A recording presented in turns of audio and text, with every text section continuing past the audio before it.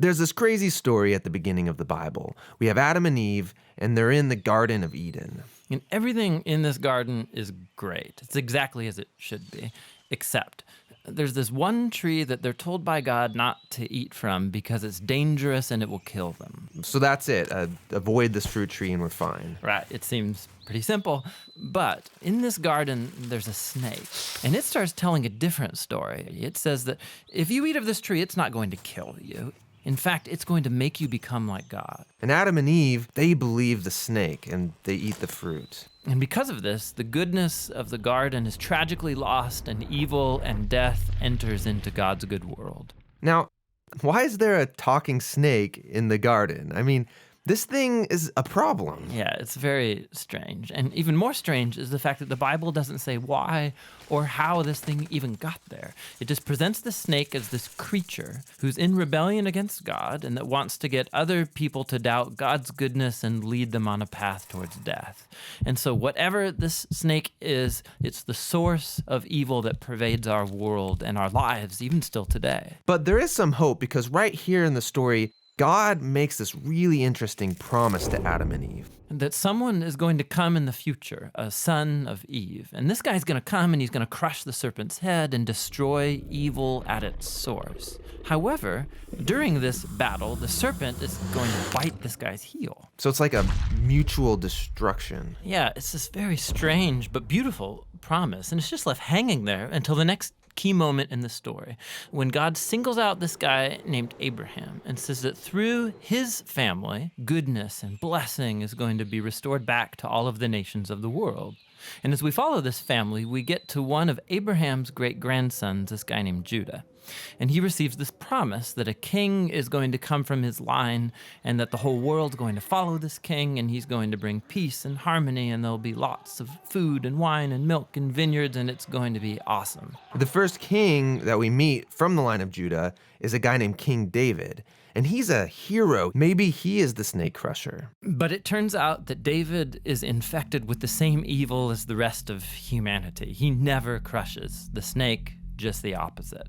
However, God makes a promise to David that this king is going to eventually come from his line. But as you go on in the story, one by one, each generation of his sons, they're just total chumps. They give into the snake, they choose evil, they go after money and sex and power and following other gods. Things get so bad that they run the nation of Israel right into the ground, and the big bad empire of Babylon just takes them out. And so now there are no more kings to even fulfill this promise. So it seems like the whole plan is lost. But during these dark days, there's this crazy group of guys called prophets, and they just kept talking about this coming king and reminding us of the promise that he'll come, he'll defeat evil, he'll restore the garden. Now, one specific prophet, Isaiah, he tells us more about why this king is bitten. Isaiah says that the promised king receives this wound because of humanity's evil, and then it kills him. But then all of a sudden he comes back, and Isaiah says it's because he suffered this wound that he can now become a source of healing to other people. But the Old Testament ends, and the snake-crushing king that everyone's been talking about never shows up. And this is why, when the New Testament begins, it introduces us to Jesus of Nazareth, not as some random guy, but as someone who comes to fulfill these specific ancient promises. Yeah, we learn that he's from the line of David, Judah, and Abraham. And he goes around Israel announcing that the goodness of God's kingdom is here, now. And he begins confronting the effects of evil on people by healing them, by forgiving them of their sins and evil. Many people are now believing that this is, in fact, the promised king. But Jesus began telling his closest followers that he was going to become king and bring peace by taking the full effect of humanity's evil into himself. The fatal snakebite wound. Exactly. And so it seems like the serpent wins. And this story actually would be a tragedy except for what happens next. Jesus rises from the dead.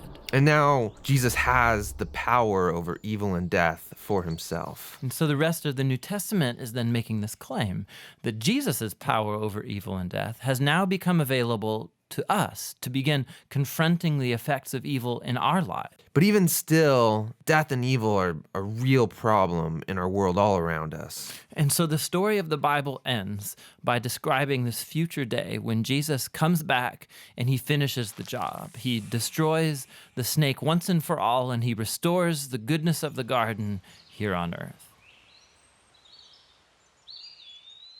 Hey, this is Tim. And this is John. We think one of the best ways to understand the Bible is to trace the key themes from its beginning all the way through to the end. We also make videos that walk through the literary structure of every book of the Bible and how it relates to the whole. Here's something you didn't know. John and I were roommates in college, and we lived in the basement of a dirty old house. We're a nonprofit, and we'd love to keep these videos free for everyone, but we need your help. You can go to jointhebibleproject.com and you can get full res versions of these videos. You can download the study guide. It's all for free. jointhebibleproject.com.